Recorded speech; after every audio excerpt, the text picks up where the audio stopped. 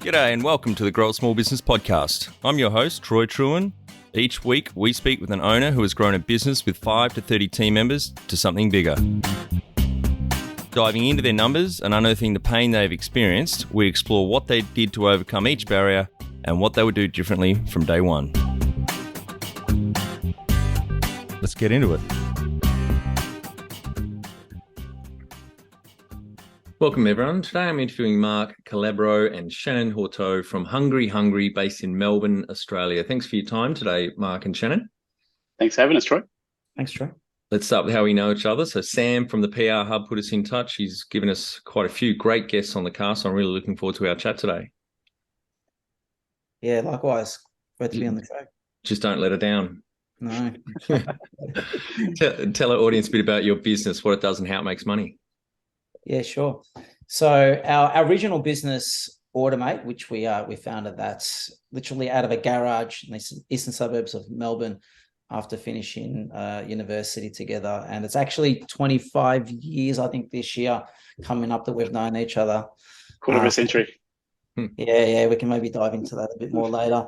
But yeah, OrderMate, it was a point of sale system. So at the time, it was very innovative in the sense of the way that it allowed business owners to operate their restaurant, cafe, bar.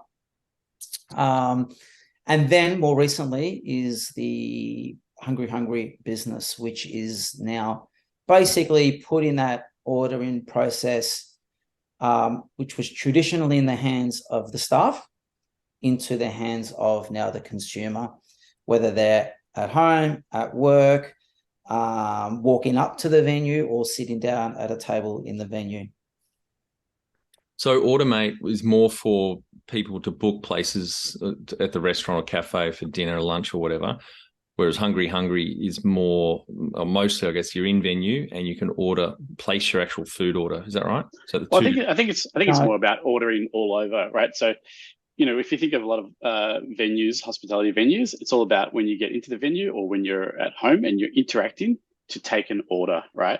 So with OrderMate, it was all about being behind the counter. So it's like you think of your staff are taking the orders, whereas with HungryHungry, it's the consumer taking the order. So it's in front of the counter. So it's kind of that, like, it's a bit of a crossover in terms of it's all about ordering, and that's where it all starts. But one's done by the consumer, one's done by the staff. Yeah, got it. Great.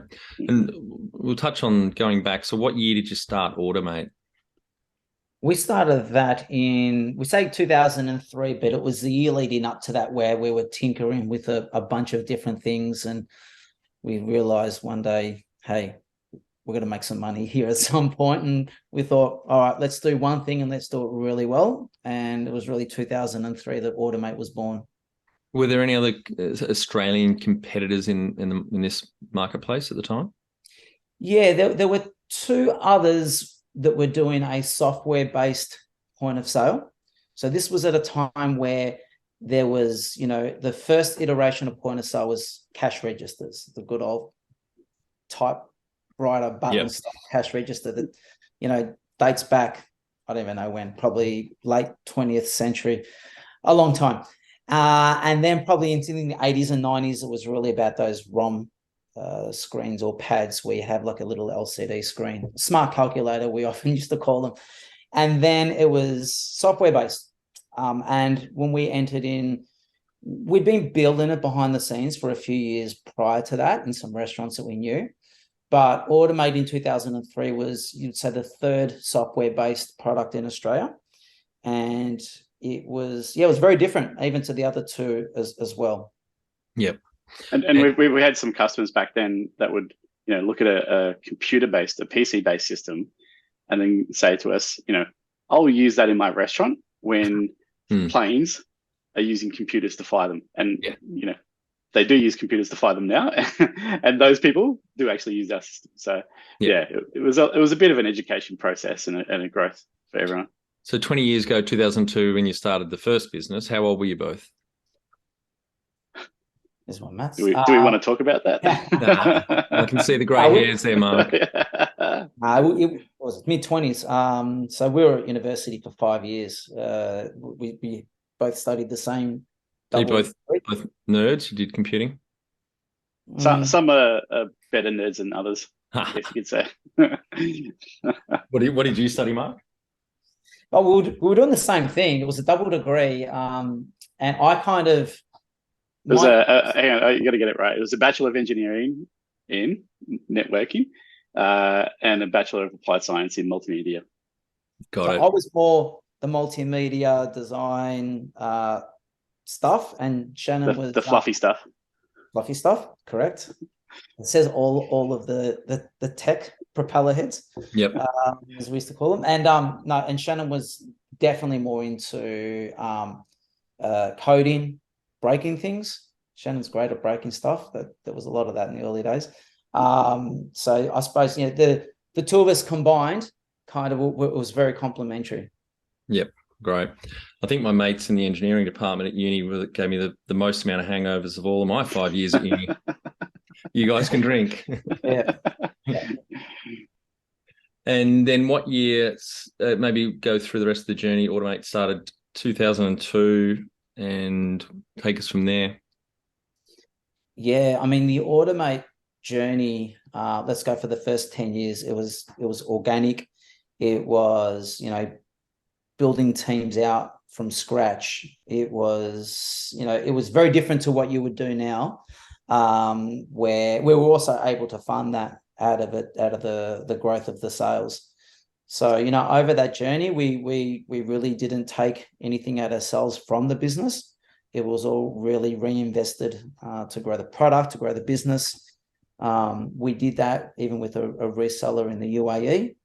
And it was kind of around 2012, 2013 that we were starting to think, okay, what's next? And being quite hardware reliant as it was back then, to scale, it didn't take much for us to work out to scale this thing globally was going to require a hell of a lot of investment, and hardware, to get scale and pricing would have required a really big investment. And this is when we had some of the very early cloud players come onto the scene as well. And then that kind of changed our thinking, around that 2014, 15, 16, when we started to dabble in, then it was a bit of sort of kiosks. Great. Okay. And then maybe on to HungryHungry. What was the first year that business operated, and maybe the journey of how that came about? Yeah, so that was... you go, Shannon. Well, I was just going to say that sort of grew out of, again, kind of almost organically out of OrderMate. So, we didn't go to market. We didn't get funding. We decided to test it and measure it and get it out there and then see how people used it, what they liked about it. And we tried all sorts. We tried the kiosks initially. We tried online ordering, and we tried order at table, even room service in hotels. And then it was a matter of, okay, which area is going to really be the best product market fit, and which areas should we grow that? At the time, we thought kiosks were going to be the big thing. But this was even before the McDonald's days of them having kiosks. But then we worked out pretty quickly that Australia doesn't adapt to kiosks the same way that a lot of the Asian countries like Japan and China do. But that's a different story now. So it's kind of come full circle. So it's the sort of thing where it's good to evolve and pivot and grow, and learn as you go, but also recognize that, some things aren't going to work out. So change it. Yeah, great. And so what year did HungryHungry technically launch? It was technically, as the brand HungryHungry, it was in April 2019. So pretty much a full year before we had COVID arrive. Wow. Yeah. Good timing. Yeah. And do you have some key numbers you can share to illustrate the growth of, I guess, both businesses? Yeah, the OrderMate business, OrderMate was your typical sort of, grow it, 15, 20%, year on year type business. Whereas HungryHungry, we've grown about 10 times revenue from where we were in that, I'd say, middle to late 2019 to where we are now. Yep. Great. What about number of team members? It was just the two of you that started back in 2002? Yeah. So with OrderMate, I remember like yesterday at our first hire. Yourselves. Software dev. Shannon, Shannon. Yeah, he was a great kid. His name's Luke, and we just put an ad out there. We didn't really know.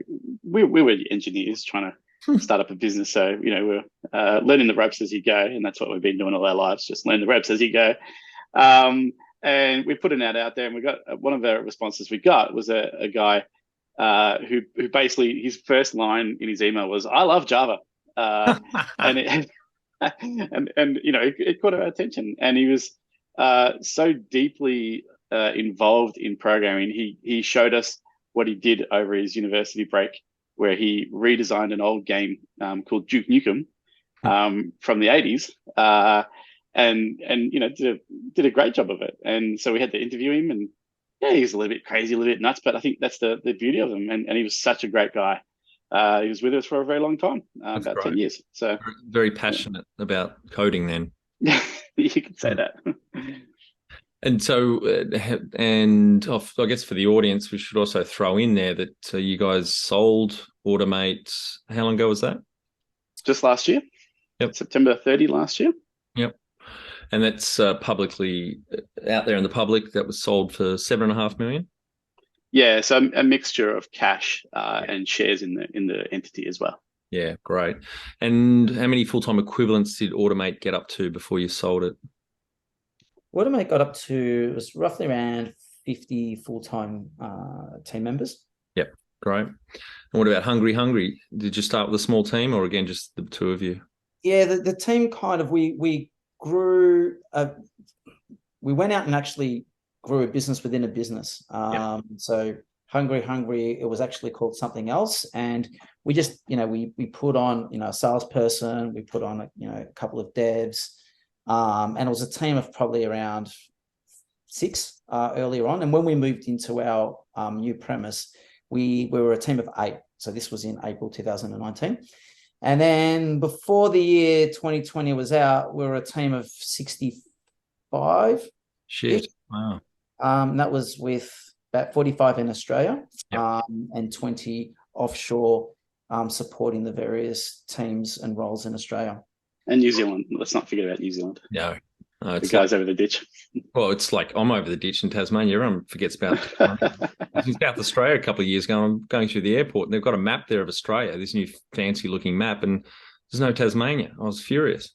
Can we say that there was no map of Tassie? You can say that. This is an explicit podcast. Yeah. Now I've lost my train of concentration. Get us back on track. So, is that what the head count is at now? 65. Oh, the head count is at the moment, it's probably in its high 50s, about 57. Yep. And that's just due mostly to we made a bit of a change to the way that the teams work, and we went to a cross-functional model over autumn gone. So it was around April this year, 2022. So that allowed us to have basically more efficiencies across the business. So there's some people that opted out at that time there, and we just didn't need to replace some of those roles. Yep. When was the moment you felt like you had succeeded? I think for me personally, Mark might have a different view on this, but for me, when you spend a lot of time in a garage sitting there coding away, and you're kind of in your own little bubble, and then you finally actually put the software into a venue, and you see that first order go through. To me, that's success right there. So, and you experience the same thing with both companies. So with OrderMate, it was putting it into a restaurant and being there right when people actually used it, like real human beings, rather than your mum or your dad.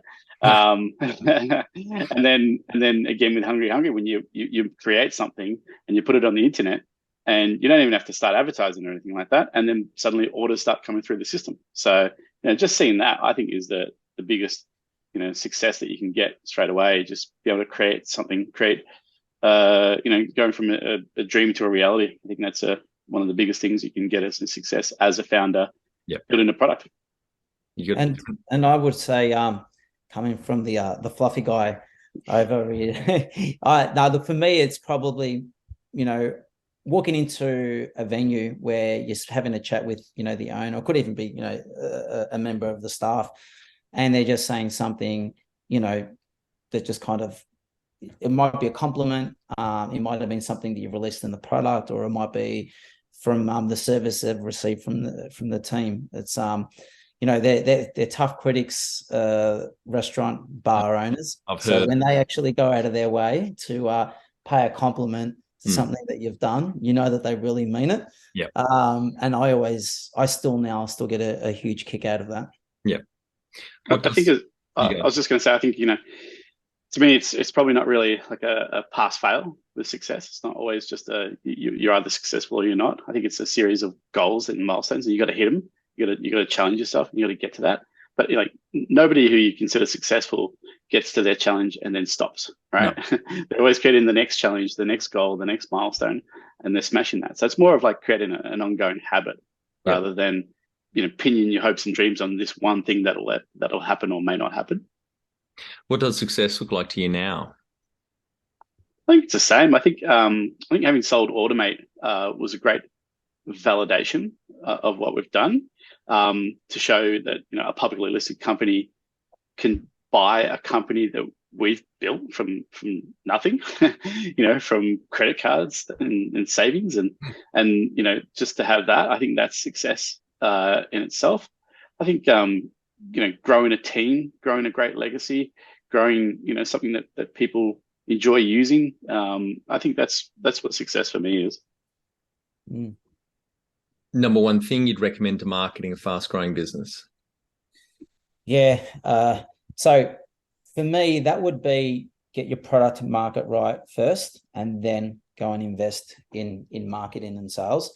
And recently, I was actually at a event where one of the founders of Fable Foods talked about his previous business, which was Shoes of Prey, and that was that one collapsed, didn't it? Yeah. So he shared his stories of that journey. I think he wrote a massive blog post like the day after the whole thing collapsed about what they did, dissecting what went wrong. Yeah. Like he's a great guy, and he really did dive deep into where they, all the different things that they learned out of it and what went wrong. And listening to this person speak, it was about 4 weeks ago only, and one of them which really resonated with us as well is when you don't have data and you've got a new product or service in market, you're really running on the founder's dreams and optimism, which is fantastic. But in the absence of data, you're kind of like you're running, you're waiting for something to grab. Okay, we've got a bit of success here. Let's invest more on that. And you can quickly get caught up in that hype. So, product market fit, it's often spoken about. And probably, it's not, I think it's a lot easier when you're in market and you're enhancing something or improving something, as we did with OrderMate, which was a point of sale platform. The value prop of it was known. It was just a better way of doing it. Whereas there's certain elements to our current business where it's changing, a paradigm, or it's changing quite a set behavior. Yep. And you funded the first business, bootstrapped it, just credit cards, whatever you'd pull together. Did you have any investors along the way in either business, or just still? No, not in OrderMate. We didn't. No, we didn't take any funding. And you got to remember back then, VCs in Australia were almost non-existent. Yeah. So, it wasn't really the done thing to go out and say, I've got an idea on a napkin and it's worth $10 million. Give me $2 million to start this up, right? That just was almost unheard of. In America, yeah, sure. But in Australia, it was pretty much non-existent. So we just started it from scratch. And we were doing lots of different things to try and work out what's the best business to run. And that's when we selected OrderMate. And we did eventually take some money from the bank, right? So we got a bank loan just to help with the expansion. But that was it. Very different story with HungryHungry. So with HungryHungry, yes, we grew it organically originally out of OrderMate, and part of the profits of OrderMate paid for the development of HungryHungry. But then we we definitely decided, look, this is the sort of thing where we think, especially given COVID happened, that this could grow a lot faster. We knew it could grow a lot faster. So we decided that we needed to take on some investment money. Yeah, great. If you were to start up today with plenty of funding, would you go into your industry? That's a tough one. I think this is a tough industry. I think most industries are probably tough, right? There's always challenges. I think this industry is one that's a bit resistant to technology, but once they get that technology and it's permeated through the business, they love it and they can't live without it, right? So I remember the days of where people used to pull out a book every time the phone rang to do a reservation, and we're talking big, thick books, and they were like Bibles. Like, and if somebody lost that book, the business was pretty much over, right? So and then they were quite resistant to get a reservation system in, but then it took maybe a year or two, probably a bit longer. But once people saw the benefits of it, they just couldn't go back to the old ways. And I think that's kind of where we're at the moment with the industry, where there's still a bit of resistance, there's still a bit of behavior change, like Mark mentioned, both on consumer side, but also with venues out there as well. But I think it's the sort of thing that it's not going to go back to the way it was originally, right? Because we're seeing the efficiencies, we're seeing the extra revenue that can come through with these sorts of systems, and we're seeing the cost savings. So, for a restaurant to go back to their old way of running things, it's probably not going to be the thing that's going to happen over the next 2, 3, 4 years. I saw on the HungryHungry website, I think you say that a venue can increase their sales by 35% using HungryHungry. And that's conservative. Like sometimes it's a lot more than that. We're also seeing, we've rolled out our group ordering and bar tab feature. Oh, very handy. Great. Yeah. I've got some cheap ass mates that never bring their wallet. It's perfect. And we're seeing almost a 300% increase in our average order size. So, and that's not fudging the figures or anything like that. That's actually working out how many people are ordering at the time and how many people are using that tab, and then dividing it all out. And we're just seeing a huge amount of increase in that. So that's something we've rolled out, and we're going to roll it out to absolutely everybody, because we're seeing a benefit for our merchants. They're creating more revenue.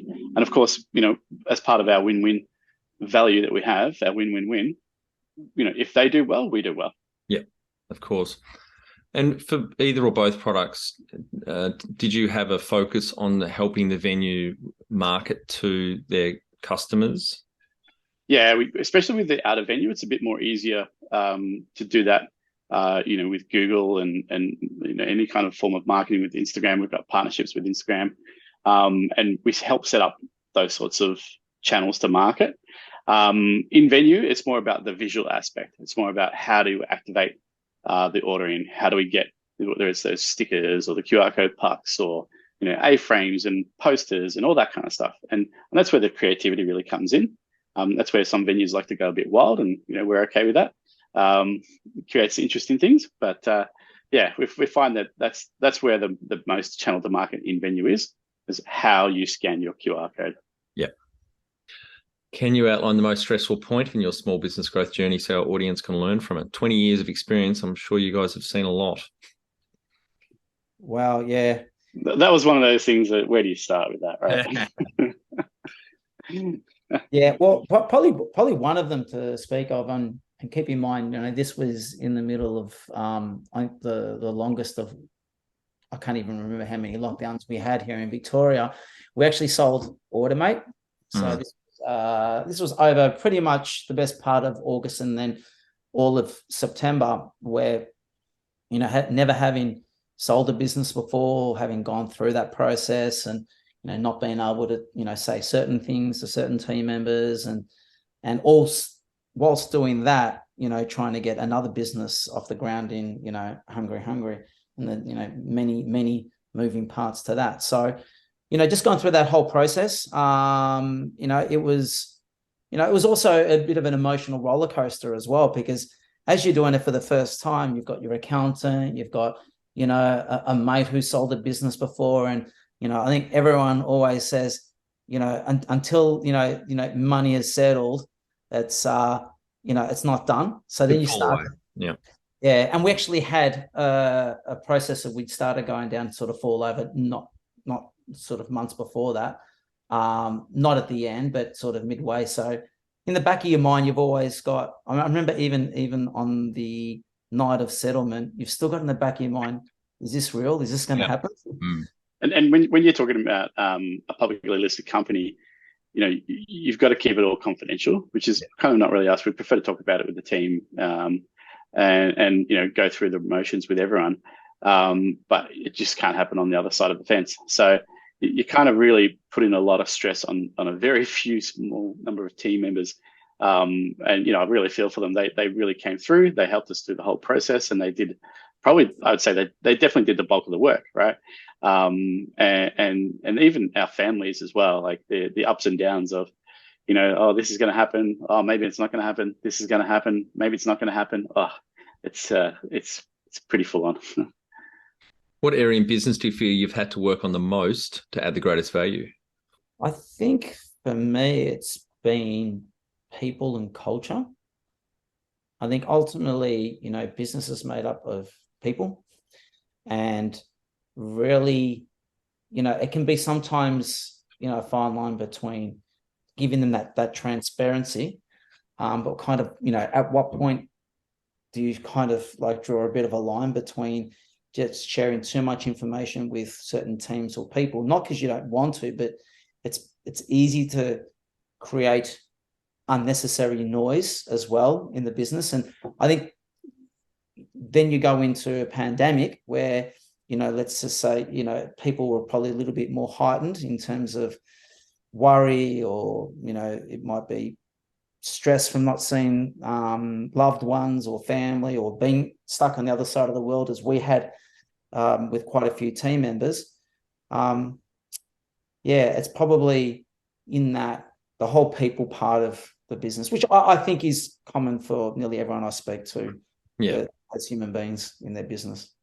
I think as a founder, you kind of don't have the luxury to sort of specialize in one area. So I think, you have to be a jack of all trades, and you have to be, you're pretty much expected to, if you don't know anything about hiring, or you don't know anything about the tech side of things, or you don't know anything about the finance, it's on you to go and learn that. And I think that's, I think for most employees, they don't have to have that pressure of, they can say, well, that's not really my area. I'm happy to learn it, but it's not really my area. Whereas as a founder, you've got no choice. You have to learn everything. You have to learn something about everything. That's what I find. What have you enjoyed the least about managing fast growth? Probably take a sigh before you say that.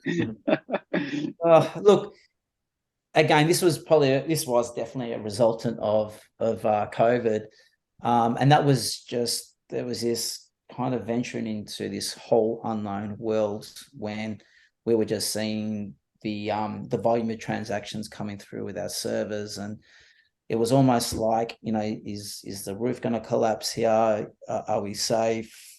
Almost just waiting for something to happen. And sure enough, it did. There was a few occasions in which the server blew up, so to speak, and there were some really stressful moments in that, as well as some incredible learnings and incredible relationships were spawned out of.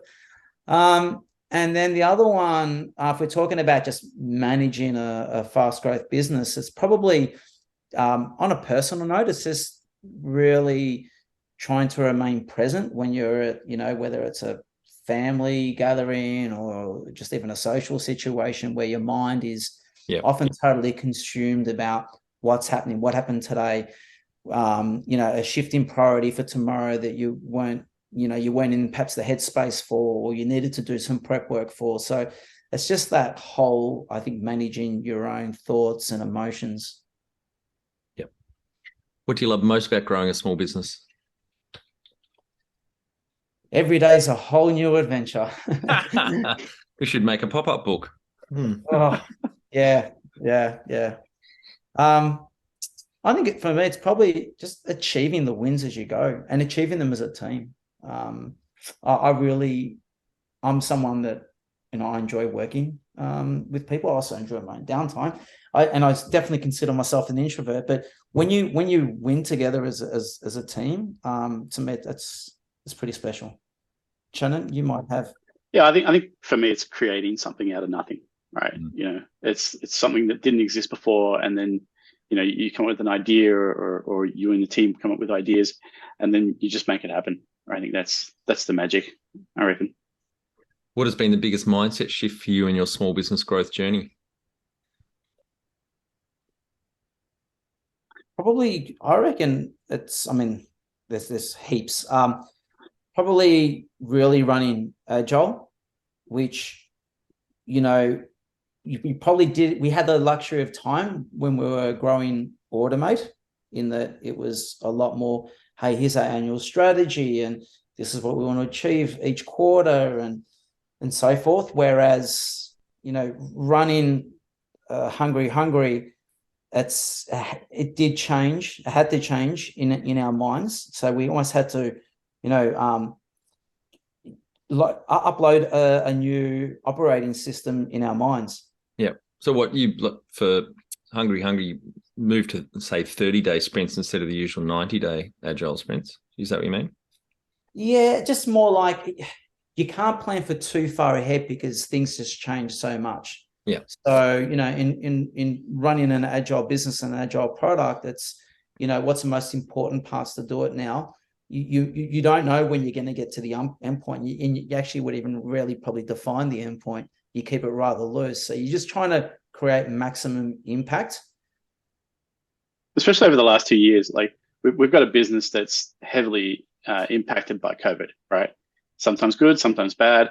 And what it means is that, especially, again, our business is based in Victoria originally. So, if we go into lockdown, then certain things about the product get adopted quicker and more widespread.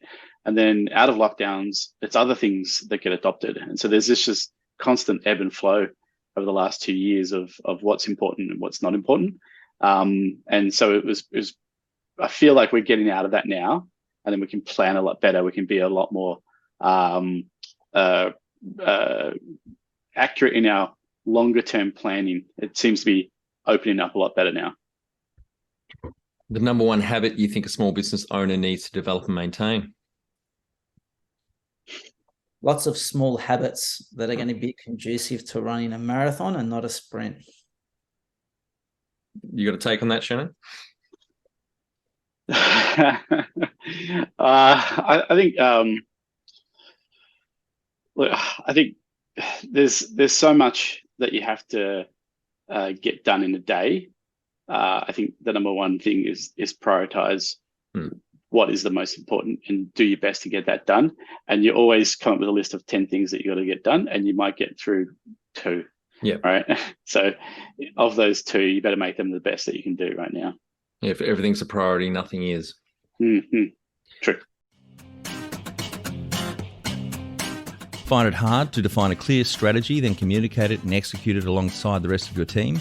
Or you currently don't work a simple quarterly strategic plan to boost your team's performance? Our Business Growth Formula online course is perfect for small business owners with 5 to 30 team members wanting to grow. We share the mindsets, habits and tools to be a legendary leader in your business. growasmallbusiness.com.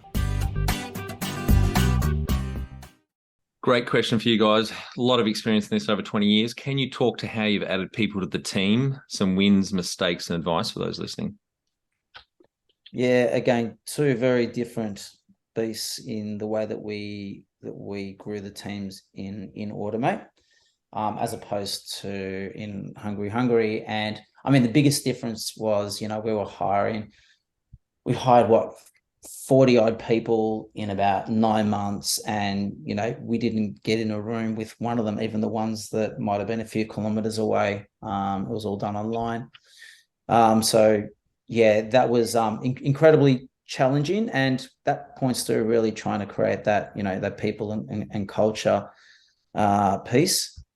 And then in terms of some advice and probably some mistakes we made as well, I think, one thing you can quickly do is when you're interviewing someone, you get so excited towards the end, and it's like, yeah, it's that person.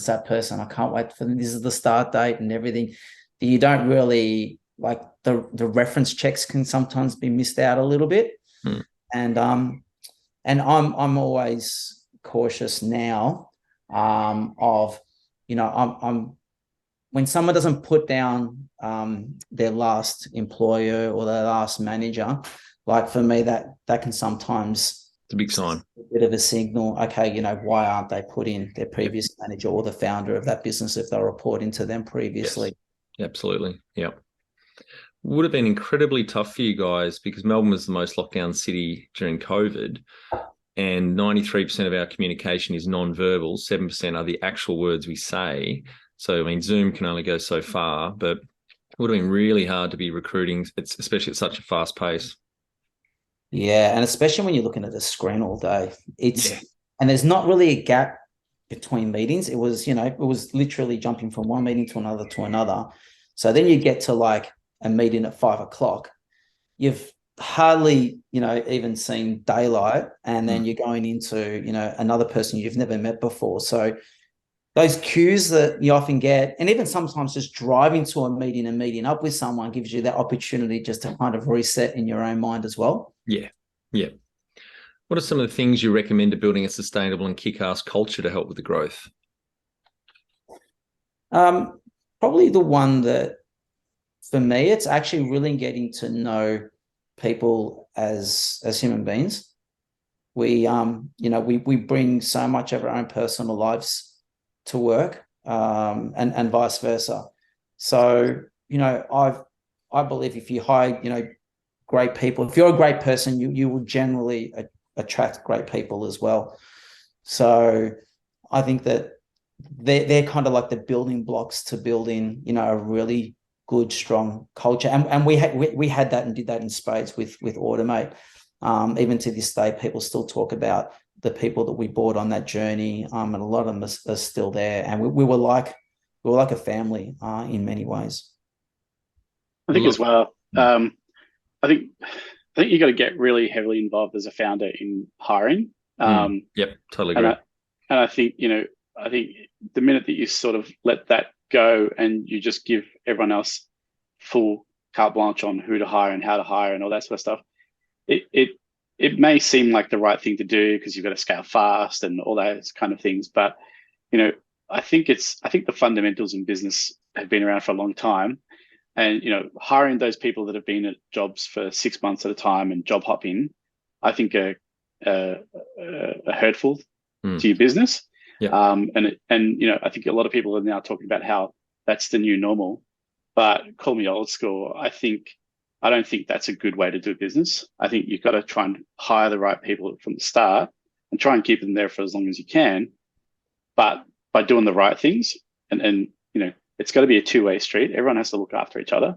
It can't be a one-way thing.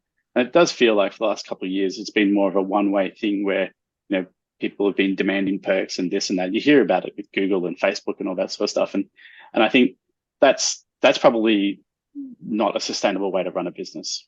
Yeah.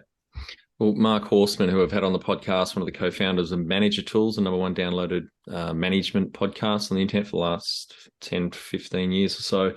And one of his sayings is recruitment is the most important job a manager does, because if you let B or C players on the bus or arseholes, then you're just going to waste so much time and energy.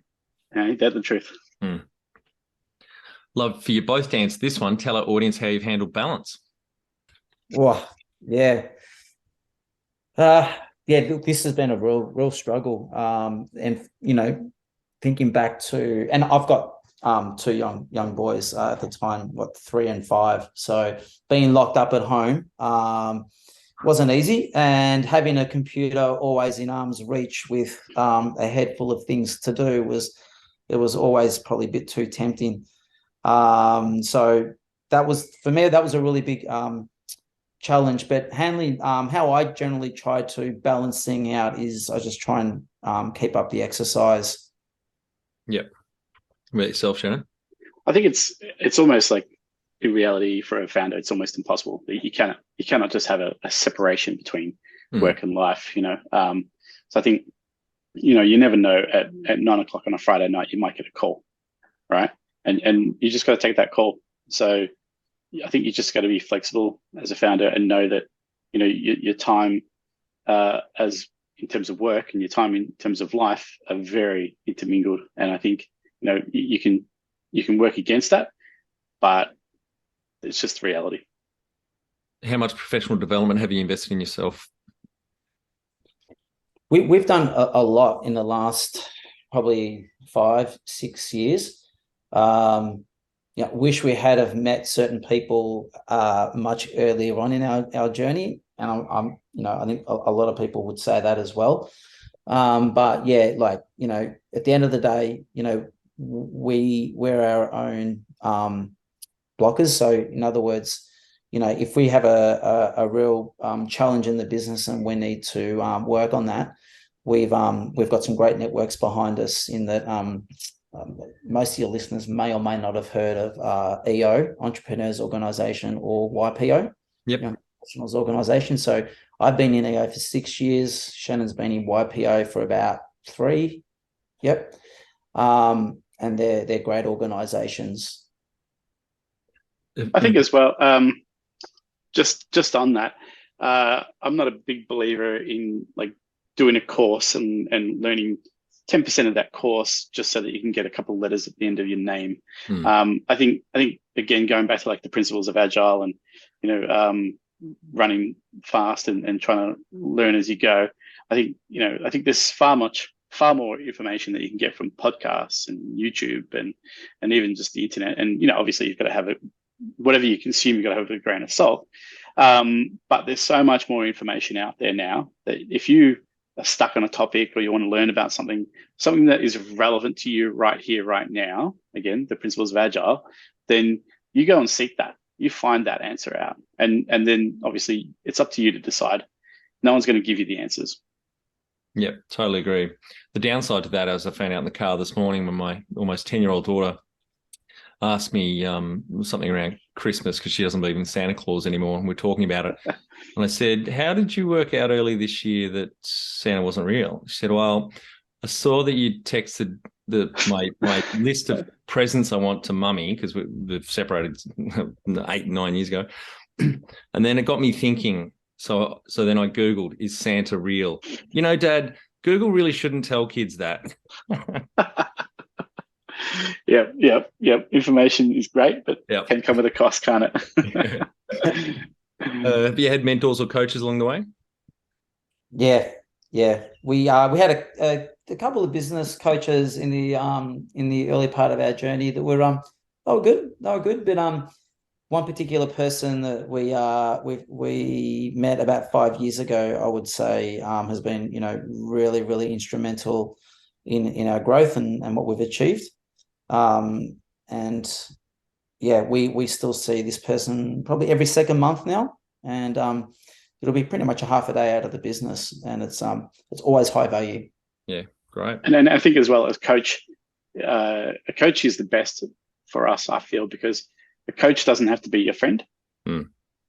Sure, we're on friendly terms and we do like each other, but at the end of the day, it's his job to turn around and say, you guys got your head up your ass. Yeah. Right. Well, that's a stupid idea. Yeah. Yeah. So I think that's what you need. You need that sort of counterbalance, and you need it from someone that you're paying as well. Yeah. Because then, they're going to tell you the real truth. And there's not many people probably that are really well suited to sit in between, co-founders or co-CEOs, where you can all sit around and go, yep, this person is, it's an independent voice.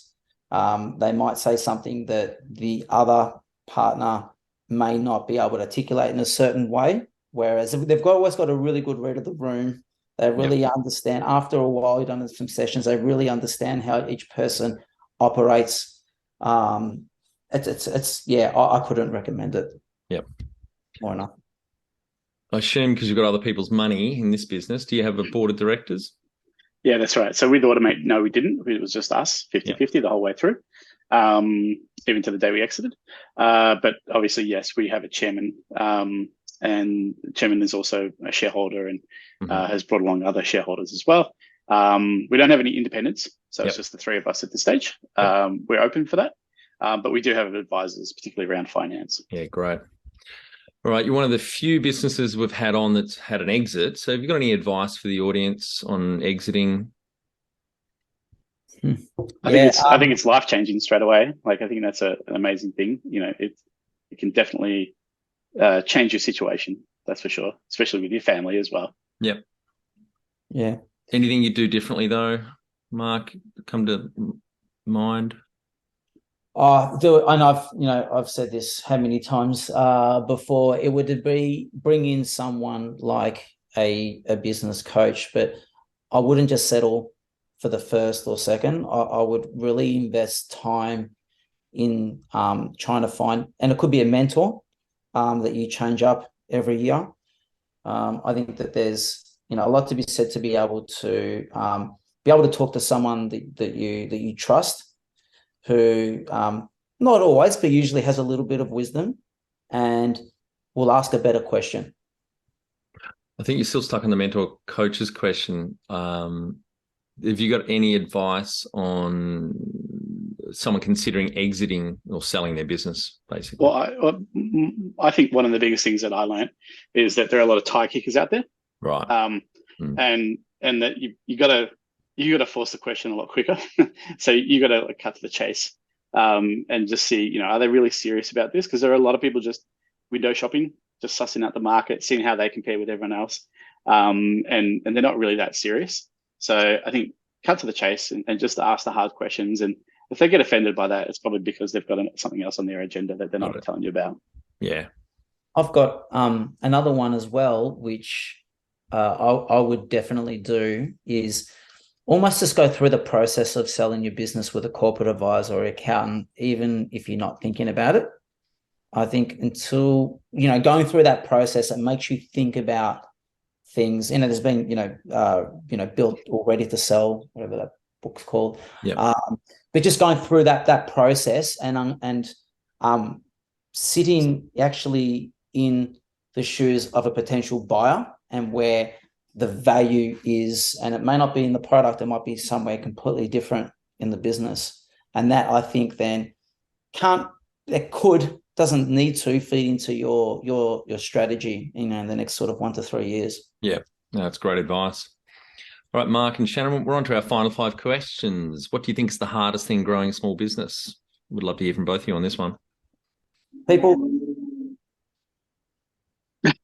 You want to expand on that? I don't think we need to say anymore. Let's go 5. You can go. You go the odds. I'll go the evens. Go, Shannon. Well, I think as well, from my perspective, it's getting that 100% nailing that product market fit. Yep. Even us, sometimes we don't get it right, and so we're like, okay, well, this doesn't quite have everyone banging down on our door saying, I need this and I want this. Can I get it in yesterday?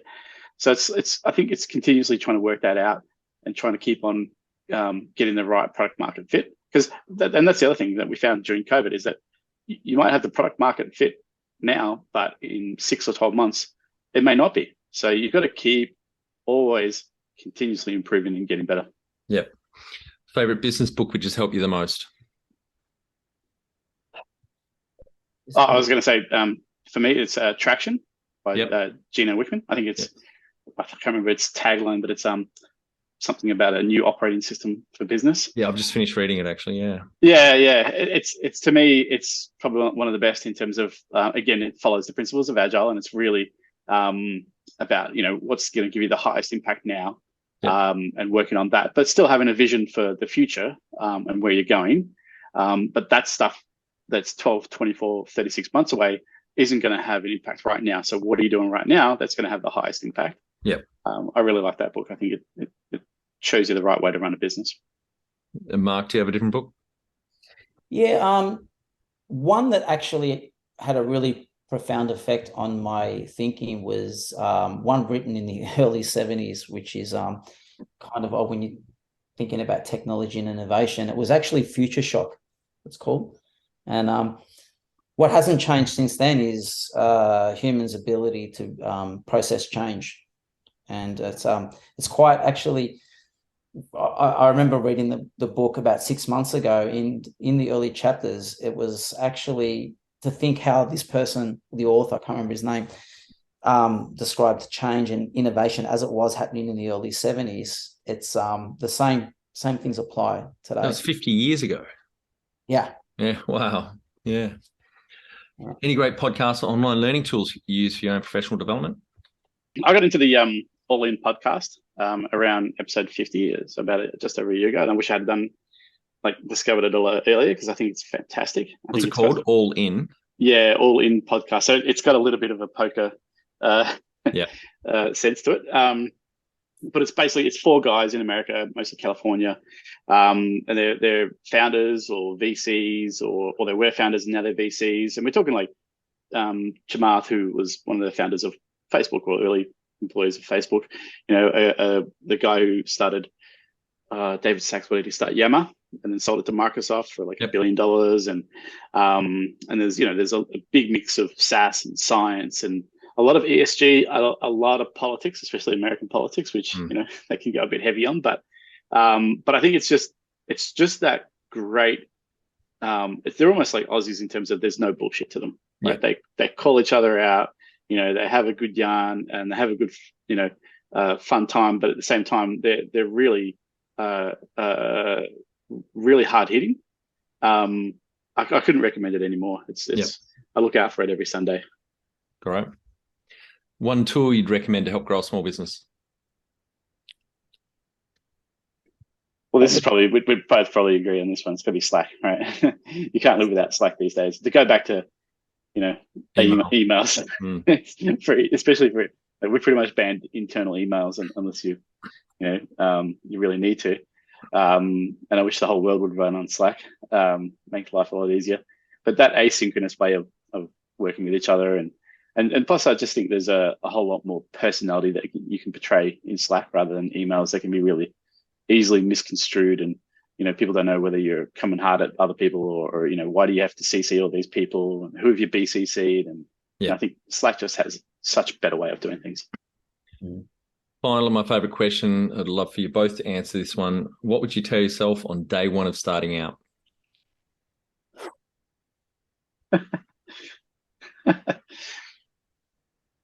Yeah. Do you want me to go first? This is a bit of you hear this get thrown around a little bit from time to time. And the first time I probably heard it was, about 20 years ago, was enjoy the journey. It's really easy to get caught up in everything. And when you hear people in their, whether in their 50s or 60s or 70s, kind of, reflect back, and I've spoken to, people worth hundreds of millions of dollars. And there's a commonality that you often hear. And that's really about, it's very easy to lose sight of the journey itself. And you realize that, I think, when you're on the other side. Yeah, just to add to that, I find as well, especially after we've sold one business and, you go through the next business and you look at the first business and you go, God, I could almost do that blindfolded now, right?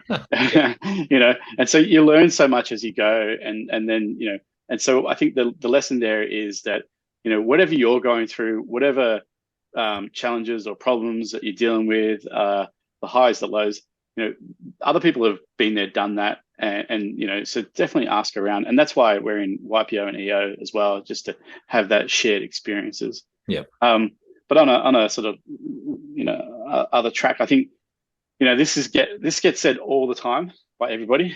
Whenever you read those books out there, that, it's so true, but you forget about it all the time. You got to spend a lot of time working on, or at least enough time to work on your vision, your values, what you stand for, what you don't stand for. Obviously, get your product in the right way, get the right product market fit as well. But don't skimp or skip those stages. They're very important. And it's the sort of thing where you may find out 2, 3, 4 years later, and you think, oh, I can fix that 2, 3, 4 years later. Sure. But it's a small amount of time that you invest, and it's worth it. Worth it. It helps you align, get the right people on that align with those values if you do it up front. Yeah. And then you got to stick to it as well. Yeah.